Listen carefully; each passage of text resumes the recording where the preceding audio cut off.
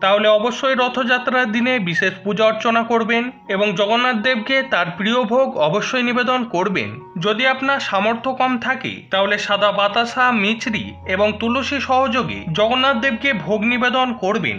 এবং জগন্নাথ দেবের কাঁঠাল অত্যন্ত প্রিয়, তাই রথযাত্রার দিনে জগন্নাথ দেবকে কাঁঠাল ফল নিবেদন করা অত্যন্ত ভালো এবং তারপরে আপনারা বাড়ির প্রত্যেকে সেই কাঁঠাল প্রসাদ হিসাবে অবশ্যই গ্রহণ করবেন। যদি আপনার গৃহে প্রভু শ্রী জগন্নাথ দেবের বিগ্রহ বা আলেখ্য না থাকে তাহলে সেক্ষেত্রে প্রভু শ্রীকৃষ্ণের পুজো আপনারা করতে পারেন এবং তাকে জগন্নাথ রূপে আপনারা পুজো করতে পারেন। যদি নারায়ণের বিগ্রহ বা পট থাকে তাহলেও একইভাবে আপনারা ভোগ নিবেদন করবেন এবং একইভাবে পুজো করবেন। সারা বছর সুস্থ ও নিরোগ থাকার জন্য প্রভু জগন্নাথ দেবের ভোগ রথযাত্রার দিনে অবশ্যই গ্রহণ করবেন এবং পরিবারের প্রত্যেক সদস্যকে সেই প্রসাদ অবশ্যই দেবেন। এর ফলে সুস্থ ও নিরোগ থাকতে পারবে।